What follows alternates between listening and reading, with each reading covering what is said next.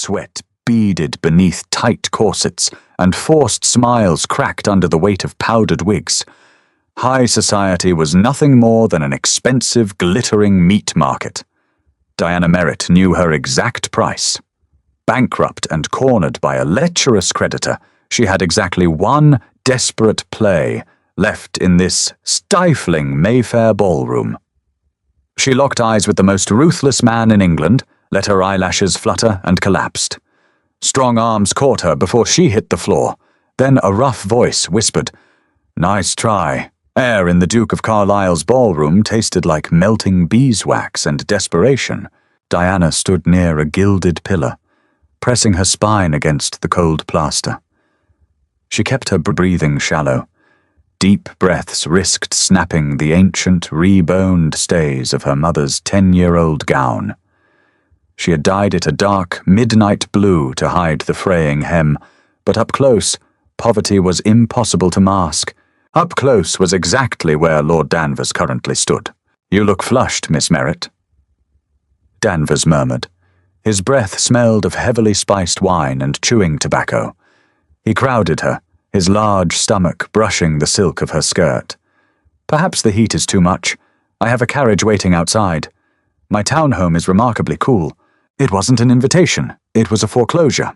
Her father had been dead for 6 months, leaving behind nothing but a hunting lodge with a rotting roof and £9,000 in gambling debts. Danvers held the notes. For the past 3 weeks, he had made his terms agonizingly clear. She could rot in debtor's prison, or she could warm his bed. Diana smiled. It felt like stretching dry parchment over bone. "I am quite well, my lord, merely catching my breath between dances." "You haven't danced all evening." Danvers leaned closer. A drop of sweat rolled down his thick neck, disappearing into his cravat. "Time is up, Diana. I want an answer tonight. My solicitor visits the magistrate tomorrow at noon." Panic, cold and sharp as a butcher's knife, twisted in her gut. She looked past his shoulder. The ballroom was a swirling mass of silk and broadcloth. Hundreds of people, none of whom would lift a finger to save a penniless orphan. Survival in this world required capital. She had none. She had to steal it. Her gaze snagged on a figure standing on the opposite side of the dance floor. Gideon Croft, Duke of Westfall. He was a large man, built less like an aristocrat and more like a dock worker shoved into formal evening wear. He didn't mingle. He didn't dance. He stood by the terrace doors, nursing a glass of whiskey, glaring at anyone who dared make eye contact. He was notoriously wealthy, notoriously cruel to fools, and thoroughly detested the London marriage mart. He was also exactly 50 feet away. If I fall at Danvers' feet, he tosses me in a carriage, and I am ruined. Diana calculated, her mind working with the cold precision of a cornered animal. If I fall at Westfall's feet, he has to catch me. Protocol demands it. It creates a scene. Danvers hates scenes. "Excuse me, my lord," Diana said, her voice dropping to a breathless whisper. "I feel suddenly unwell. I must find some air." She didn't wait for Danvers to reply. She pushed past him, stepping onto the edge of the dance floor. 50 feet. Her legs felt like lead. The orchestra was playing a frantic country dance. Violins shrieked. Women laughed. The heat pressed down on her skull. She kept her eyes fixed on Westfall's dark broadcloth coat. 40 feet. 30. Gideon Croft noticed her. Of course he did. He noticed everything. He watched her approach with eyes the color of chipped flint. He didn't move. He didn't offer a hand. He just watched her track a straight line toward him, his jaw set in a hard, uncompromising line. 10 feet. Diana let her eyelids flutter. She forced her knees to buckle. She didn't brace for the fall. That was the trick to a convincing feint. You had to commit to hitting the floor. She let her muscles go completely slack, gravity taking hold, pulling her down toward the chalked floorboards. She expected to hit the ground. She expected to shatter a kneecap. Instead, she hit a wall of solid muscle. A heavy arm wrapped around her waist, jarring her ribs. A large hand clamped onto her upper arm, halting her descent with bone-bruising force. The smell of sandalwood, starch, and raw whiskey washed over her. She let her head loll back against a broad shoulder, keeping her eyes firmly shut. She waited for the gasps from the crowd. She waited for him to call for smelling salts. Instead, Gideon leaned down. His mouth brushed the shell of her ear. "Nice try," he whispered. His voice was a low, gravelly rasp. "But you braced your left ankle before you went down. Amateurs always favor the left." Diana's heart slammed against her ribs. She didn't open her eyes. She let her head remain heavy against his chest.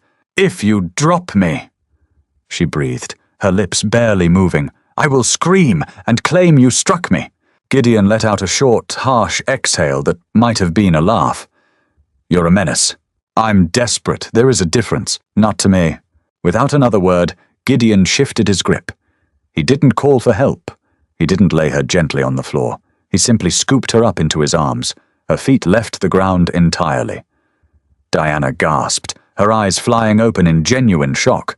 Gideon stared down at her. His face was all hard angles and aggressive shadows. He had a faint, white scar cutting through the stubble on his jaw. "Keep your eyes closed, sweetheart," he muttered, stepping off the edge of the dance floor and heading toward the dark corridor of the east wing. "If you're going to play dead, commit to the part." He carried her past 3 footmen and a horrified dowager. Diana squeezed her eyes shut, burying her face in the lapel of his coat. He walked with heavy, ground-eating strides, entirely unbothered by her weight. A heavy oak door opened, then clicked shut. The relentless noise of the orchestra was instantly muffled. Gideon dropped her. He didn't set her down. He quite literally opened his arms and let her fall onto a tufted leather sofa. Diana bounced on the upholstery, her teeth clicking together. She sat up instantly, dropping the fragile maiden act. She smoothed her skirts, her spine snapping perfectly straight. They were in the Duke of Carlisle's library. The room was dark, lit only by the embers of a dying fire in the grate. Gideon stood over her. He crossed his arms over his chest, blocking the light from the door. "Right," Gideon said. "Let's hear it. Who put you up to this? My mother? Did she pay you to compromise me in a coat closet?" "No one paid me to compromise you," Diana said. Her voice was steady, though her hands shook in her lap. "And this is a library, not a closet. It's a dark room with a locked door. In the eyes of the ton, it's a brothel. You've just ruined yourself." "I was already ruined." Diana looked up at him. She didn't bother trying to charm him. Charm didn't work on men who looked like they enjoyed breaking bones. "My name is Diana Merritt. My father was Thomas Merritt. He died 6 months ago and left me with £9,000 in debt." Gideon's expression didn't change. "A tragedy. Find a magistrate." "The man who holds the debt is Lord Danvers." Gideon paused. A flicker of recognition crossed his cold eyes. Danvers was a known predator. "And Danvers wants payment in flesh." "He gave me until tomorrow noon. I needed to get away from him. I needed an excuse to leave the ballroom that didn't involve him dragging me to his carriage. So you decided to fake a medical emergency." Gideon walked over to a side table, picked up a crystal decanter, and poured himself a heavy measure of brandy. He didn't offer her any. "Why me?" There were 100 soft-hearted fools in that room who would have caught you and cried over your pale brow. "Because soft-hearted fools are afraid of Lord Danvers," Diana said flatly. "You aren't." Gideon took a drink, his eyes fixed on her over the rim of the glass. "You don't know anything about me. I know you broke a man's jaw at White's last month over a game of whist. I know you own half the shipping docks in London. I know you look at the people in that ballroom like you want to set them on fire." Diana stood up. She wasn't tall, but she refused to sit while he loomed. "I needed a shield. You were the largest, meanest object in the room." Gideon lowered his glass. A strange, tight silence stretched between them. He was used to women who giggled behind fans. He was used to debutantes who stuttered when he looked at them. He was not used to women in 10-year-old dresses staring him dead in the eye and calling him an object. "I am not a charity, Miss Merritt. I am not asking for charity. I am asking for a business arrangement. Gideon let out a harsh bark of laughter. Business? What could you possibly offer me? You have no money, no family backing, and currently a terribly stained reputation because you are locked in a library with me. I can offer you peace, Diana said. She took a step toward him. The firelight caught the exhaustion under her eyes. She was 20, but she looked 10 years older, worn down to the absolute bone by grief and fear. You hate the season, Diana continued. You hate the matchmakers. Your mother is currently parading a line of fresh-faced, wealthy girls in front of you, hoping you'll finally secure an heir. They swarm you. I watch them swarm you all night. Gideon's jaw tightened. She had hit a nerve. If you walk out of this room with me, Diana said, her voice dropping, taking on an edge of quiet desperation. If you look at me like I am the only woman in the room, they will back off. A ruined, penniless orphan? It's a scandal. It makes you unavailable. It makes you untouchable. I will play the part of the devoted, tragic mistress, or whatever you want them to think. I will keep them away from you for the rest of the season. And in return, you buy my debt from Danvers. Gideon stared at her. £9,000 is a steep price for a bodyguard. £9,000 is pocket change to you. She shot back, the polite veneer cracking. It is my life, Your Grace. It is my literal life. If I walk out of this room alone, I am dead. She stopped speaking. She had played her hand. There was nothing left but the terrifying, hollow silence of the room. She watched Gideon swirl the amber liquid in his glass. He didn't look angry. He looked calculating. He was a businessman. He traded in risks and assets. She was asking him to acquire a severely damaged asset. Danvers is a pig, Gideon said quietly. He enjoys hurting things that can't fight back. I know. If I buy this debt, I own it. You owe me. I would rather owe the devil than owe Lord Danvers. Gideon set his glass down on the table with a sharp clink. He closed the distance between them in 2 strides. He was massive up close. Diana had to tip her head back to maintain eye contact. He reached out. She flinched, bracing for a blow, but his large, rough hand simply caught her chin. He tipped her face up to the dim light, examining her features. You're shaking, Miss Merritt. I am terrified, Your Grace. Good. It means you're sane. He dropped his hand. £9,000. You act as my absolute deterrent. You smile when I look at you. You hang on my arm. You make every ambitious mother in London realize that I am entirely, hopelessly occupied with a ruinous affair. Diana let out a breath she felt she had been holding for 6 months. Yes, if you cross me, I will throw you to the wolves. I wouldn't expect anything less. Gideon turned towards the door. He paused, his hand on the brass knob. He looked back at her, his eyes stripping away the ballroom facade, seeing straight to the exhausted survivor underneath. Fix your hair, he said roughly. If we are going to walk out of here together, you need to look like I thoroughly kissed you. Diana's hands trembled as she reached up to unpin her hair. She pulled 3 grips loose, letting a heavy lock of dark brown hair fall against her neck. She pinched her cheeks hard until they flushed dull red. She bit her lower lip to make it swell. She looked in the dark reflection of the window glass. She looked undone, ruined. Exactly as requested. Gideon watched her from the door. He reached up and deliberately unknotted his pristine white cravat, letting it hang slightly loose. He ran a hand through his closely cropped dark hair, messing the severe styling. Ready? He asked. As I'll ever be. Gideon offered his arm. Diana stepped forward and placed her hand on his sleeve. The wool of his coat was rough, but the muscle underneath felt like warm granite. She gripped him tighter than protocol allowed. He didn't pull away. Instead, he covered her small, cold hand with his large one. When the door opens, you don't look at the crowd. Gideon instructed, his voice a low rumble in his chest. You look at me. You look at me like I just hung the moon. Diana swallowed hard. Understood. Gideon turned the knob and pulled the heavy oak door open. The wall of sound hit them instantly. The string quartet was scraping through a lively reel. Laughter, clinking glasses, the hum of 500 people exchanging vicious gossip. They stepped out of the shadowy corridor and into the blinding glare of the ballroom's crystal chandeliers. It took exactly 4 seconds for the room to notice. It started near the door. A dowager duchess dropped her fan. A cluster of debutantes stopped giggling. The silence spread like a spilled drop of ink on a white tablecloth, rippling outward until half the ballroom was staring. Diana felt the heat of their judgment. It was a physical weight, pressing down on her shoulders. Whispers hissed through the air. Miss Merritt alone with him? Look at her hair! Heavens! Is that the Duke of Westfall? I thought he loathed! Diana's instinct was to shrink, to look at the floor, to run. But Gideon's hand tightened over hers. A brutal, grounding pressure. Look at me.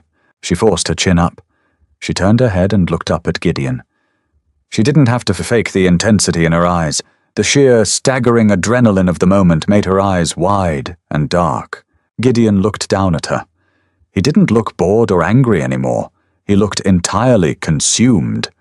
He tilted his head, his gaze dropping to her bruised, bitten lips. He looked at her with a raw, territorial heat that made Diana's breath catch in her throat for real. It was a performance. She knew it was a performance.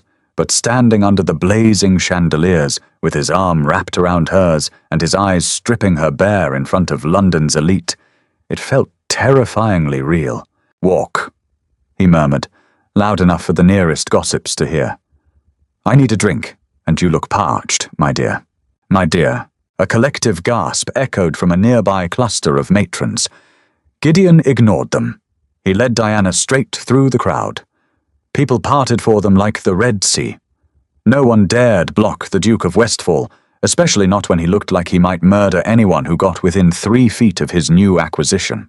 Diana saw Danvers out of the corner of her eye. The rotund lord was standing near the punch bowl, his face a mottled, furious purple. He took a half-step forward, his mouth opening as if to shout. Gideon didn't break stride. He didn't even turn his head. He simply shifted his bulk slightly, placing himself entirely between Diana and Danvers. He shot the older man a single, glacial look. A look that promised absolute, bloody ruin. Danvers stopped dead. He closed his mouth and stepped back into the shadows. A sharp spike of triumph pierced through Diana's exhaustion. It worked. The shield held. Gideon guided her to a small table near the terrace doors. He picked up 2 glasses of lemonade from the passing tray and handed her one. Their fingers brushed. His skin was incredibly hot. Drink, he ordered softly. Diana took a sip. The tart, cold liquid eased her parched throat. She kept her eyes on his collarbone, afraid that if she looked into his eyes again, she might lose her footing. You did well, Gideon said, leaning back against the wall. He crossed his ankles, completely at ease despite the hundreds of eyes drilling into them. Danvers just left the ballroom. He looked like he swallowed a lemon. Will he go to the magistrate tomorrow? She asked quietly. No. My man of business will be at Danvers' townhouse at 8 in the morning with a bank draft. The debt will be transferred to my name before you wake up. Diana closed her eyes for a brief second. A crushing weight lifted off her chest, leaving her feeling dizzy and light. She was safe. She belonged to a different devil now, but at least this one didn't want to throw her in a carriage. Thank you, she whispered. Don't thank me yet, Diana, Gideon said. The use of her given name sent a strange shiver down her spine. The season is another 6 weeks long. You have to maintain this act every single night. You have to endure the whispers, the cuts, the sneers. Society will treat you like garbage. She finally looked up at him. She offered a small, cynical smile. They already treated me like garbage, Your Grace. The only difference is, now I have a very large guard dog. Gideon's mouth twitched. It was the closest thing to a smile she had seen on him. It transformed his harsh face, making him look devastatingly handsome for a fleeting, dangerous second. Drink your lemonade, sweetheart. he murmured. "Tomorrow I take you driving in Hyde Park. Make sure you wear something scandalous." The high-perch phaeton was not a carriage designed for a lady's comfort. It was a weapon of intimidation. Built of black lacquered wood and steel, it sat precariously high off the cobblestones. Gideon drove it himself, managing a matched pair of aggressive black geldings that foamed at the bit. He did not slow down as he turned the carriage onto Rotten Row. The late afternoon sun beat down on Hyde Park, turning the dusty air into a choking golden haze. Diana sat beside him. She gripped the leather handle so hard her knuckles turned white. "If you vomit on my boots, I will drop you in the Serpentine," Gideon said. He didn't look at her. His gloved hands expertly checked the reins, holding the massive horses back from an outright gallop. "I am not going to vomit," Diana ground out. Her stomach rolled as the carriage took a sharp curve. "I am merely trying to calculate the odds of surviving this ride. I never crash?" A comforting thought. She was wearing a pelisse that had belonged to her aunt. It was dark green velvet, hopelessly out of fashion, and entirely too heavy for the May heat. Sweat gathered between her shoulder blades, soaking into her coarse linen chemise. She felt hot, poor, and utterly exposed. The promenade was packed. The elite of London paraded along the dirt paths in their open carriages, a slow-moving river of pastel silks, bright parasols, and polished brass. As Gideon's black phaeton cut into the line, the effect was immediate. It was like watching a wolf stroll through a sheep pen. Conversations died mid-sentence. Heads snapped around. Parasols were abruptly lowered to allow for unobstructed staring. The sheer collective weight of their judgment hit Diana like a physical blow. "There she is." The whisper seemed to rise from the dust itself. "The Merit girl. The ruined one. Chin up," Gideon commanded softly. "They are looking at me as if I am a disease," she said through stiff lips. "They are looking at you as if you are mine. There is a difference." Gideon shifted his grip on the reins to one hand. With his free hand, he reached across the narrow space between them. He didn't take her hand. He didn't offer a polite, comforting pat. He placed his large palm directly flat over her knee. Diana flinched. The heat of his hand burned through the thick velvet of her skirt. It was a brazen, incredibly intimate gesture for a public park. No gentleman touched a lady in such a manner unless she was his wife or his paid mistress. "What are you doing?" she hissed, freezing in place. "Earning my £9,000. He replied evenly. "Smile, Diana. You are a ruined woman madly in love. Look the part." She forced the muscles in her face to stretch into a serene, adoring curve. She turned her head towards him, ignoring the burning stares of 100 aristocrats. She looked at his profile, the harsh line of his nose, the heavy, aggressive set of his jaw. He was not a beautiful man. He was brutal and unyielding, a creature built for commerce and violence, not polite society. "Lady Langdon is staring at us from her barouche," Diana murmured, keeping her smile fixed.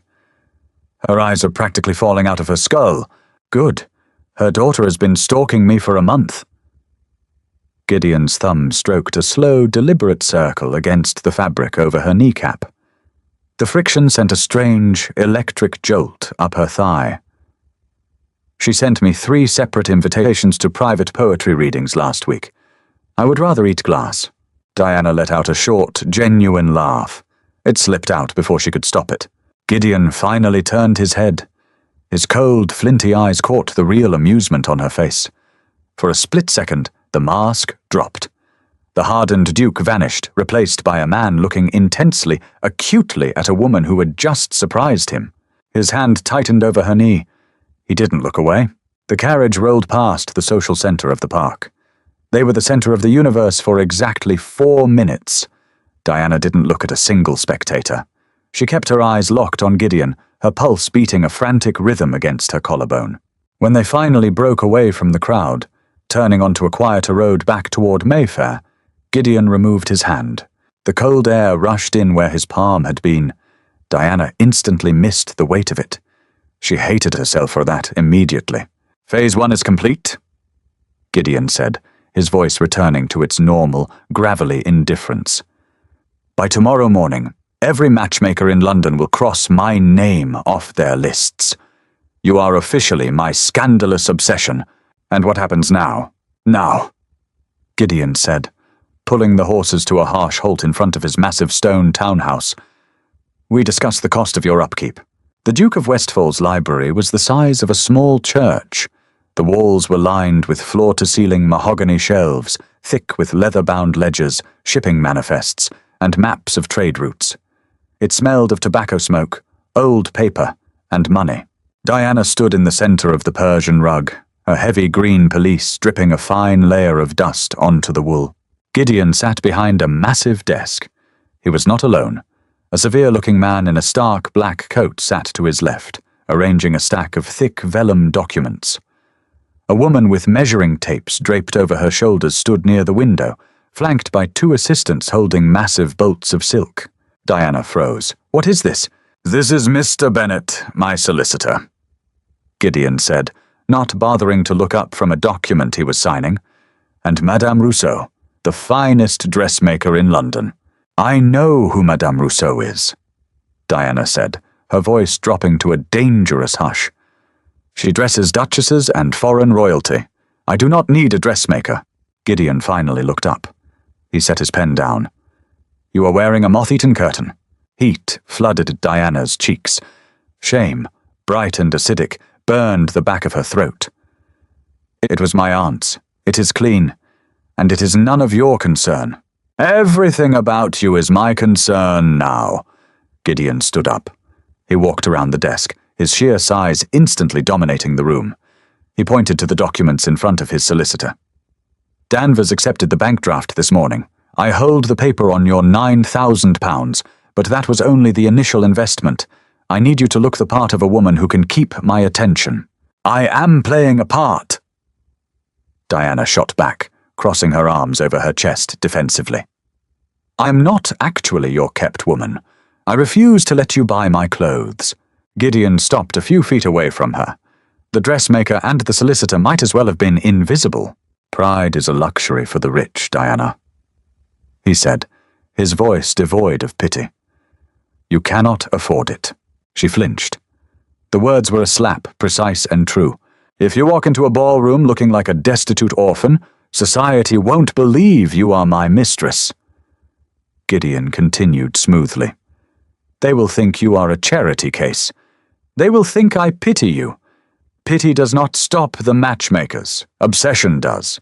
A man obsessed showers his mistress in silk, jewels, and completely inappropriate finery. He reached out and caught the frayed edge of her velvet sleeve. He rubbed the worn fabric between his thumb and forefinger. This is not armor, he said quietly. If you wear this into the wolf pit, they will smell the poverty on you. They will tear you to shreds before the first dance. I am not sending you into battle unequipped. Diana stared at his hand. His fingers were calloused, stained with a faint trace of ink. He was treating her like a ship he was outfitting for a dangerous voyage. No sentiment, just pure, calculated logistics. How much? She asked, her voice tight. Gideon dropped her sleeve. How much what? How much will the wardrobe cost? Add it to my debt. I want it in writing. Mr. Bennet, the solicitor, cleared his throat awkwardly. Miss Merritt, His Grace is prepared to absorb the cost of the garments as an operating expense. No. Diana stepped past Gideon and walked directly to the desk. She looked down at the contract that transferred her life into Gideon's hands. I will not be bought for clothes. If I am to wear this armor, I pay for it. Add the estimated cost of the wardrobe to the 9,000. I will sign for the total. Gideon watched her. He didn't argue. A muscle ticked in his jaw. £2,000, Gideon said to the solicitor. Add it to the principal. Bennet looked shocked. Your Grace, £2,000 for dresses is astronomical. It is entirely unnecessary. I said, add it, Gideon barked. The solicitor snapped his mouth shut and quickly dipped his pen in the inkwell. Diana felt the blood drain from her face. £11,000. It was a sum so large it ceased to be numbers and became a physical prison. She would never repay it. Even if she scrubbed floors for the next 50 years, she would die in his debt. She picked up the spare quill. Her hand shook so badly she dropped a blot of ink onto the pristine parchment. She gritted her teeth, gripped the pen tighter, and signed her name. Diana Elizabeth Merritt. She threw the pen down. "Done," she whispered. Gideon looked at her signature. Then he looked at Madame Rousseau. "Measure her. I want 4 day dresses, 3 evening gowns, and a riding habit by Tuesday. Use the heaviest silks you have. Nothing pastel. I want her in jewel tones, deep reds, midnight blues, emerald. Make her look expensive." Madame Rousseau nodded quickly, her assistants already rushing forward with their measuring tapes. Diana stood rigid as cold hands prodded her, pulling the heavy velvet off her shoulders. She felt completely hollowed out. She had survived Danvers. But standing in the cold, opulent library of the Duke of Westfall, she realized she had traded the butcher for the bank. Gideon didn't leave the room. He walked over to a side table and poured a glass of whiskey. He stood by the fire, watching the dressmaker pin muslin to Diana's trembling shoulders. "Stop fighting me in your head, Diana," he said suddenly. She didn't look at him. "I don't know what you mean. You are calculating how long it will take to pay me off. You are planning an escape route." He took a slow drink of his whiskey. "Stop. Just survive the season. Do your job, keep the vultures off my back, and when the season ends—" He paused. Diana finally turned her head, risking a pinprick to her neck. "When the season ends, what?" "I will burn the contract," Gideon said softly. Diana froze. The dressmaker paused, holding a tape measure across her ribs. £11,000. He was going to burn it. Before she could form a single word to respond, Gideon set his glass down, turned on his heel, and walked out of the library, leaving her alone with the rustle of silk and the devastating realization that she had completely misjudged him. The King's Theatre was stiflingly hot, smelling of melting wax, heavy perfume, and unwashed bodies crammed into expensive finery. Diana sat in the front row of the Duke of Westfall's private box. She felt entirely alien in her own skin. Madame Rousseau had delivered on her impossible deadline. Diana was currently wearing a gown of deep, shimmering garnet silk. The neckline was cut dangerously low, practically defying gravity, exposing the pale swell of her breasts and a long stretch of bare collarbone. It was not a dress for a respectable lady. It was the dress of a woman who commanded a high price. Gideon sat in the shadows behind her, his long legs stretched out in the cramped space. He wore austere black evening wear, looking like a grim executioner guarding his prize. He hadn't spoken more than 3 words to her since they arrived. He simply sat in the dark, watching the theatre watch her. And they were definitely watching. Dozens of opera glasses were trained directly on their box. "They are waiting for me to do something vulgar," Diana murmured, keeping her eyes fixed on the empty stage below. "Let them wait," Gideon replied from the dark. "You look perfect. Breathe. If you sit any stiffer, you will snap your own spine." Before Diana could retort, the heavy velvet curtain at the back of the box rustled open. "Your Grace?" A shrill, artificially sweet voice rang out. Diana turned her head. A woman swept into the box, followed closely by a nervous-looking husband. It was Lady Pembroke, one of the most vicious gossips in the ton. She was dripping in diamonds and malice. "I saw you from across the pit." Lady Pembroke gasped, fanning herself aggressively. "I simply had to come pay my respects. You have been terribly absent from society lately." Gideon didn't stand. He didn't even shift his posture. "Lady Pembroke, I wasn't aware we were accepting callers in the box." The insult was blunt, but Lady Pembroke's smile remained plastered to her face. She turned her hawkish eyes onto Diana.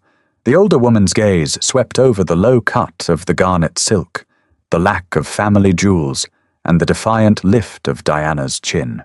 "And this must be Miss Merritt," Lady Pembroke purred. She made the name sound like a venereal disease.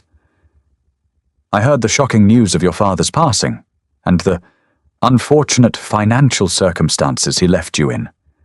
It is so very kind of the Duke to offer you his protection." The word hung in the air.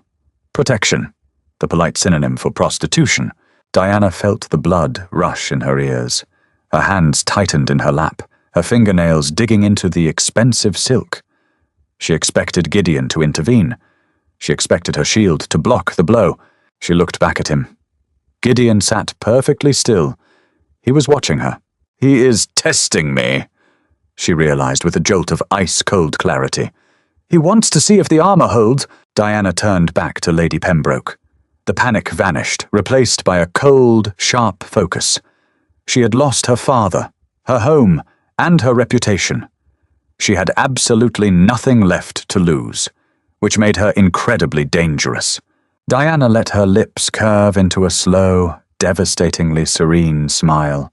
"You are too kind, Lady Pembroke," Diana said, her voice clear and carrying over the low hum of the theatre. "The Duke's generosity is indeed boundless, though I must confess I find society's concern for my finances rather sudden. When my father was alive, I don't recall you ever crossing a room to inquire after our accounts." Lady Pembroke's fan stopped moving. Her smile faltered. "I assure you I only meant to offer your condolences, I am sure," Diana interrupted smoothly. She leaned forward slightly, letting the chandelier light catch the rich silk of her bodice. "It is a comfort to know that if I am ever in need of banking advice, I can bypass my solicitor entirely and simply ask the gossips at Almack's. They seem to hold the ledgers for the entire peerage." Lady Pembroke's husband let out a choked cough, looking horrified. Lady Pembroke's face turned an ugly, mottled red. She opened her mouth to strike back, but Diana didn't let her. Diana reached out and gently patted the empty chair beside her. "Would you care to sit, my lady?" Diana asked sweetly.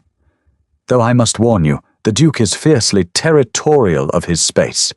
He barely tolerates my presence, let alone a crowd. But I am sure he would make an exception for someone of your vintage." Vintage. It was a kill shot, delivered with a polite, aristocratic tilt of the head.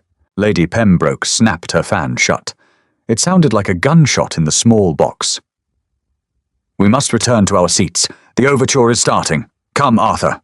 She practically dragged her husband out of the box, the velvet curtain swishing violently shut behind them. Silence descended on the box again. Diana sat frozen.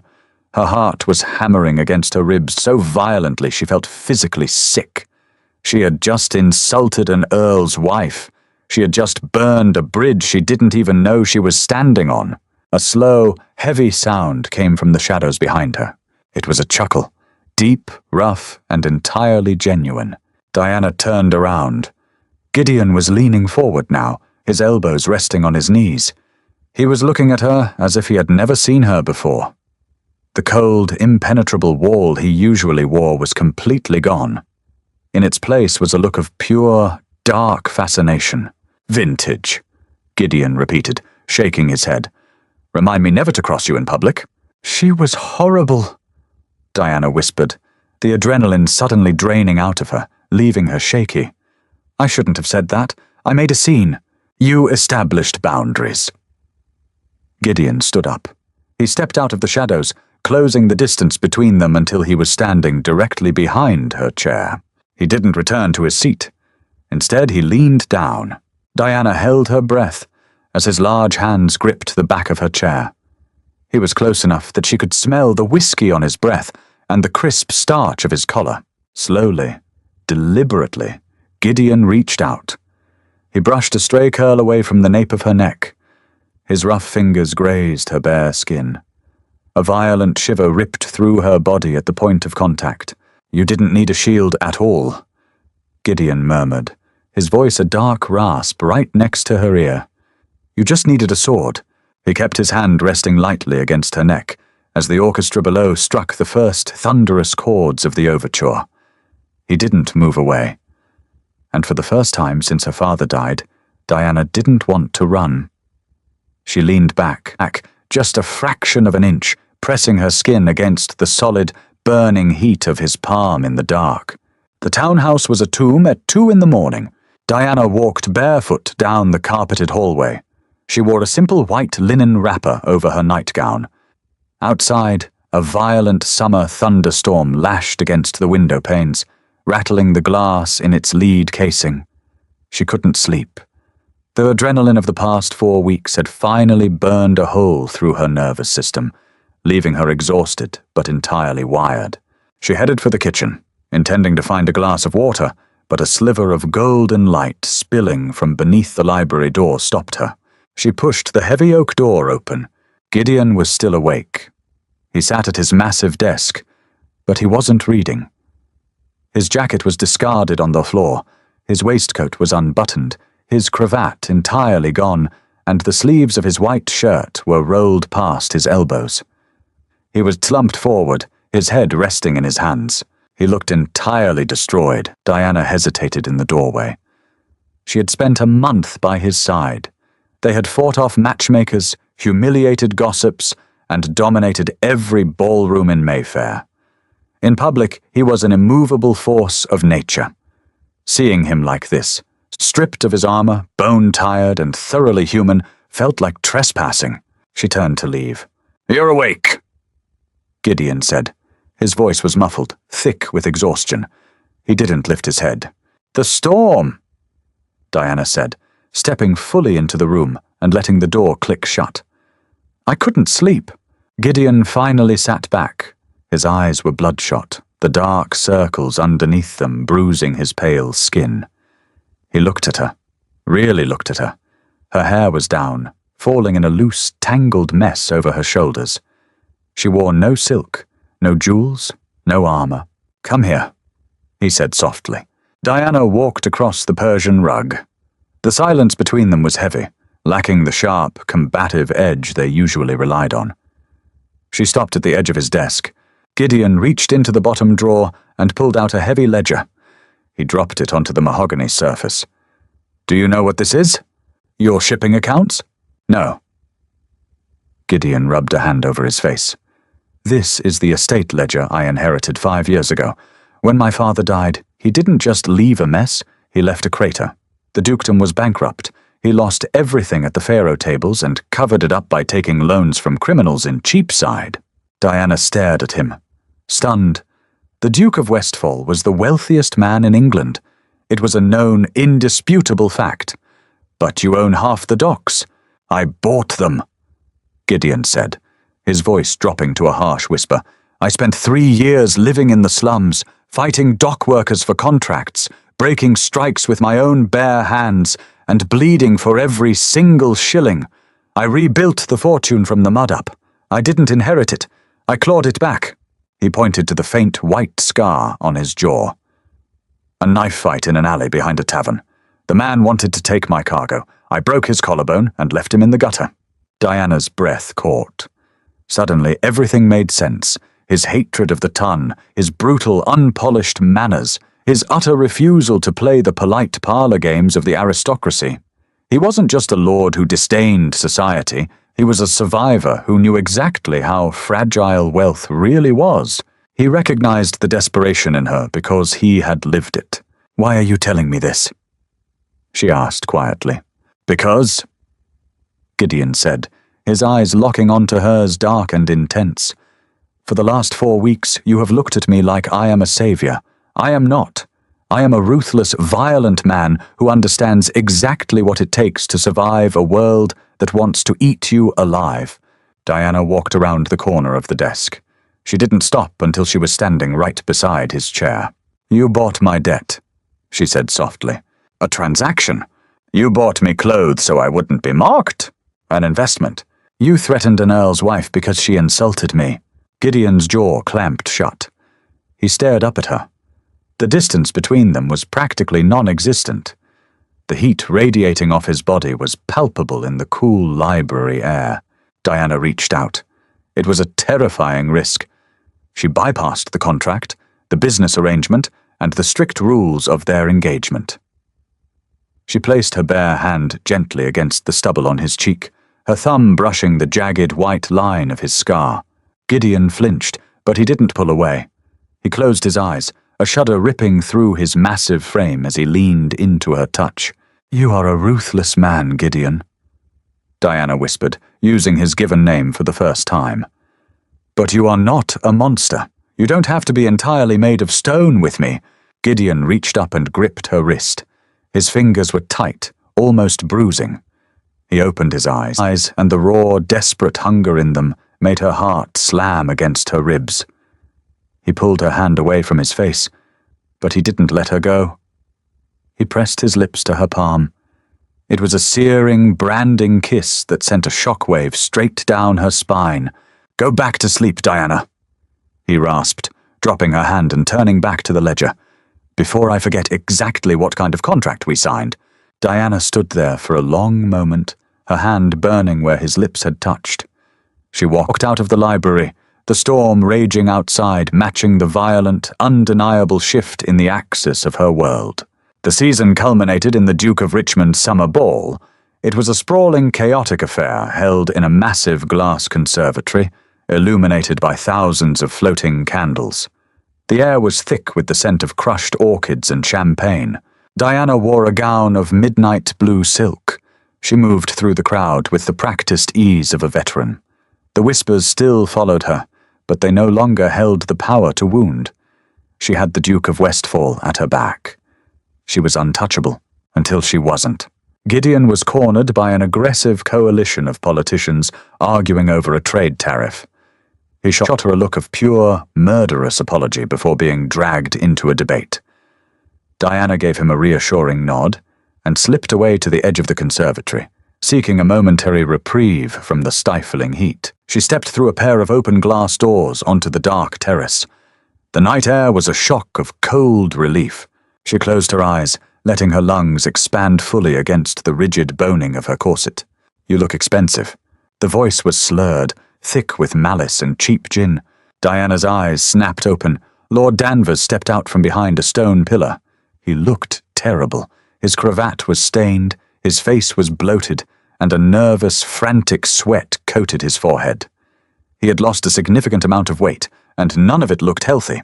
Fear, cold and ancient, coiled in Diana's stomach. She took a step back, her spine hitting the glass door. "Lord Danvers," she said, keeping her voice dead level, "you should not be out here." "Neither should you," Danvers sneered, closing the distance between them. He smelled of vomit and desperation. "Playing the Grand Duchess, walking around like you own the world just because Westfall lets you warm his bed." "Do not speak to me," Diana commanded, reaching behind her back for the door handle. It wouldn't budge. It was jammed. Danvers laughed, a wet, ugly sound. "He ruined me, you know. Westfall. He bought your debt, and then he started buying mine. He cornered my investments. He froze my credit at the banks. I have nothing. He gutted me in 3 weeks." Diana froze. "He gutted me." Gideon hadn't just bought her freedom. He had systematically hunted down the man who threatened her and destroyed him. "That sounds like a personal failure, my lord," Diana said coldly. Danvers lunged.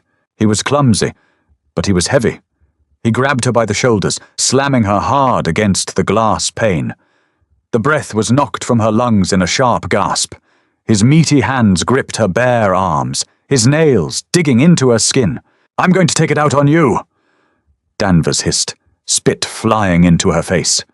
"I'm going to show the whole bloody ton exactly what a cheap little whore you—" Danvers didn't finish the sentence.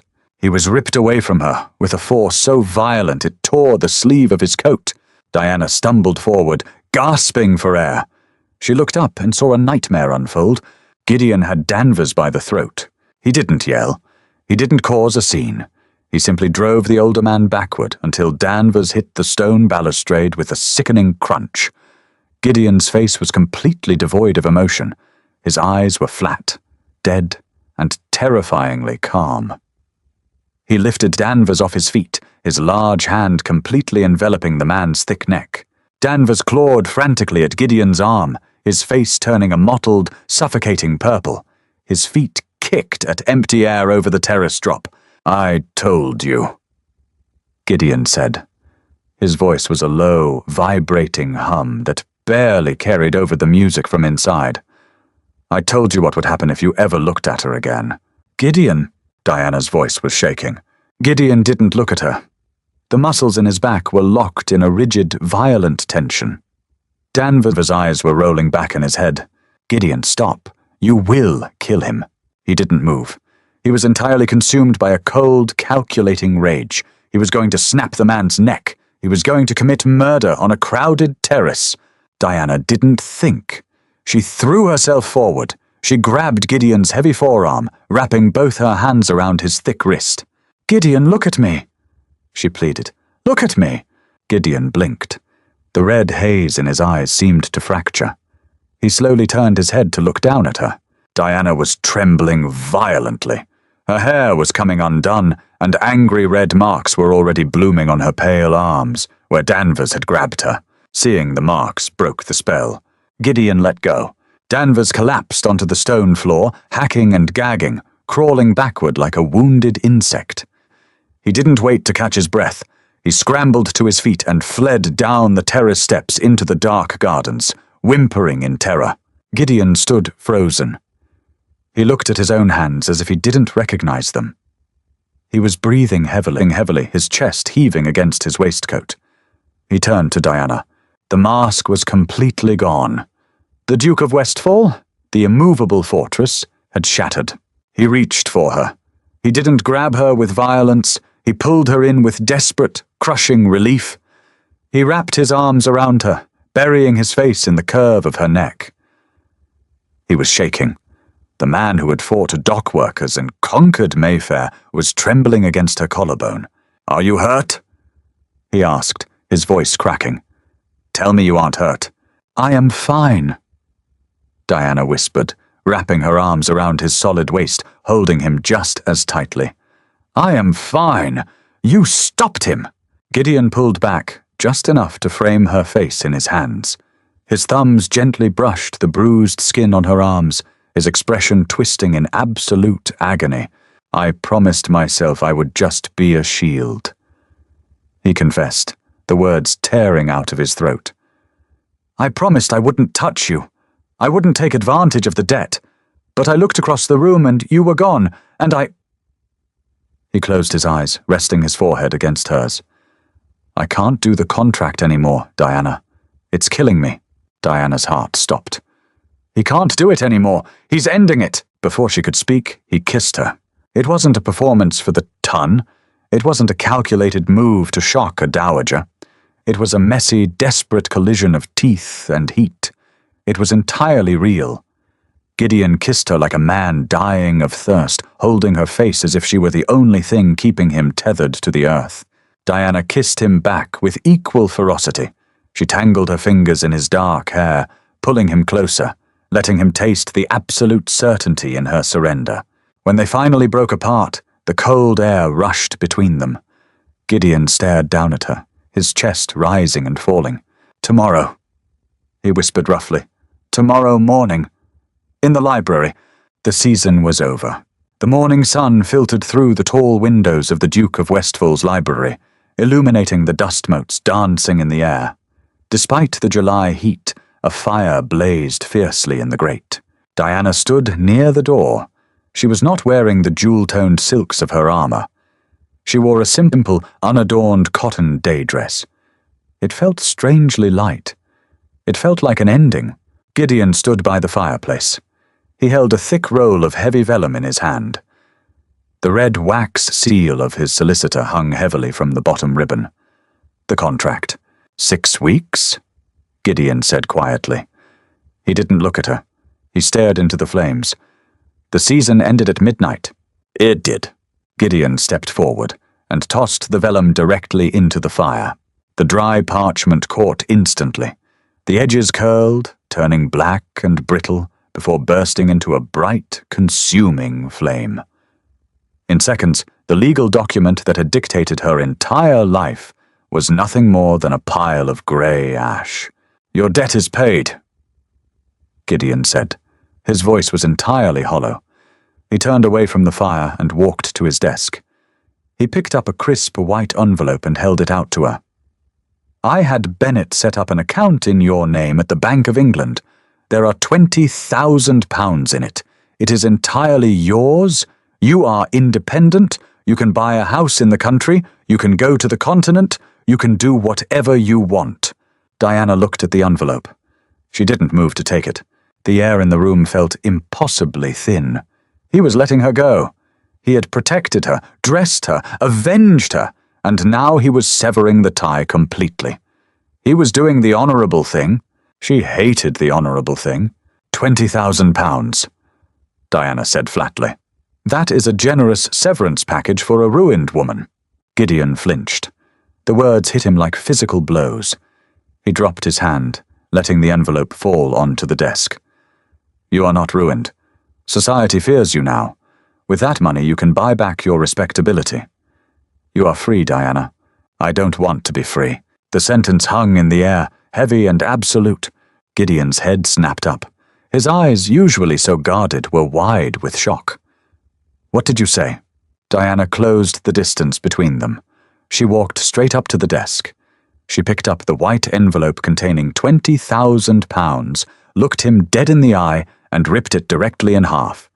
She dropped the pieces onto the Persian rug. You bought my debt, Gideon, Diana said, her voice shaking with adrenaline, but her gaze refusing to waver.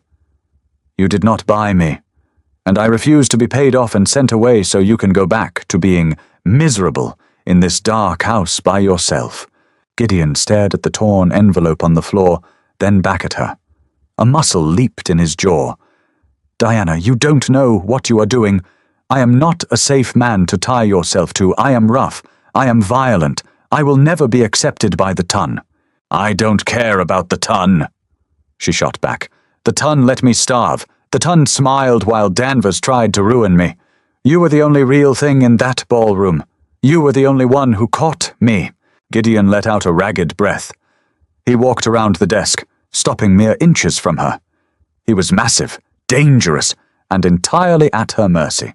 If you stay, he warned, his voice a dark, rough rumble in his chest. If you choose this, I will never let you go. There is no contract. There is no exit clause. I will keep you. Good, Diana whispered. Because if you try to throw me out, I will stand on your front step and scream until you let me back in. Gideon's chest hitched with a breathless laugh. It was a sound of pure, unadulterated defeat and overwhelming victory. He didn't hesitate anymore. He reached down and scooped her up into his arms, exactly as he had done in the ballroom 6 weeks ago. But this time, Diana didn't brace for the fall. She threw her arms around his neck, burying her face in the warm, starchy curve of his collar. Nice try, Gideon whispered against her hair, his arms tightening around her with the force of a man who had finally found something worth keeping. But you're stuck with me now. He carried her out of the library, leaving the torn envelope on the floor and the ashes of their past burning quietly in the grate. Thank you so much for reading the conclusion of Gideon and Diana's story. If you loved this fierce, grounded romance and the explosive ending in the library, please leave a like, share this video with your fellow historical drama lovers, and drop a comment below letting me know your favorite part.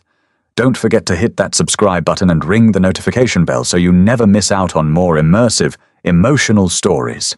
Your support helps create more passionate tales like this one. See you in the next video.